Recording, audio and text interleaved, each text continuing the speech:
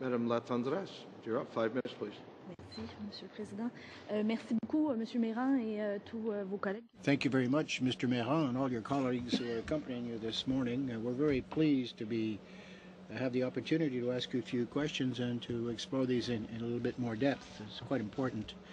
In your report and in the recommendations, you mentioned a few pilot projects that you'd like to implement to encourage and promote more youth participation, for example.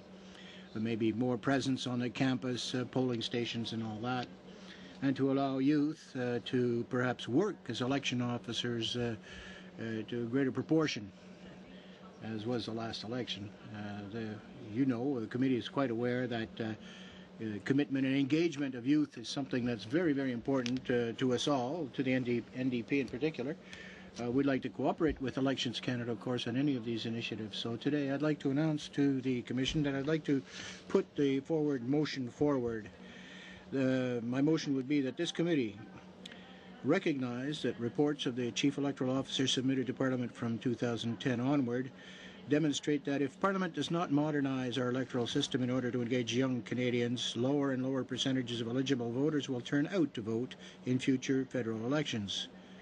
And 2013 on potential mechanism to enhance youth electoral engagement in Canada with the view to implement such change before the next federal election, including modernizing the online voter registration system, ensuring there are polling stations on university and college campuses across the country, recruiting and training more youth to act as election officers, raising awareness about how and where to vote, especially among mobile college and university students, considering an electronic voting system, considering automatic registration, and removing barriers to pre-registering young people at age 16 as prospective voters in advance of eligibility to vote at age 18. Je l'ai en français et en anglais pour... And I have the text in English and in French for the clerk, if you'd like to see that. So, more specifically then, my question would be as follows. The various recommendations, various pilot projects that you're putting forward, do you think that cuts to Elections Canada budgets will affect those initiatives? Well, as I indicated in our annual business plan and our vision, Vision 2015, we'd like to reduce obstacles and barriers to everyone. Youth and Aboriginal populations in particular are a priority for Elections Canada. So we will allocate the resources in a priority fashion to those initiatives. Could you perhaps elaborate a little bit on the campus-based polling stations and what you intend to do to increase their participation? Well, there already exists polling stations on Indian reserves. What we're trying to do is do the same as what we do for various workers who work in mining camps or the oil sands in Alberta. We have special polling stations for these populations. So we'd like to implement or model that particular process on campus.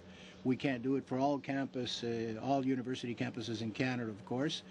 We'll have to deal with the major universities and see where we can selectively pick some community centers, friendship centers in Aboriginal cases, or campuses.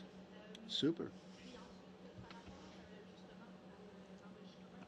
Now, online registration, could you extend your thought a little bit on that, please? How this might affect younger populations?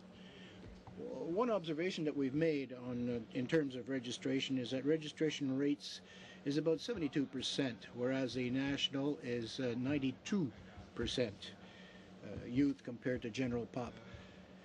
And for various reasons, there has to be the consent of the elector before he is registered, for example. I know that in British Columbia and some other provinces, we've adopted the inverse process.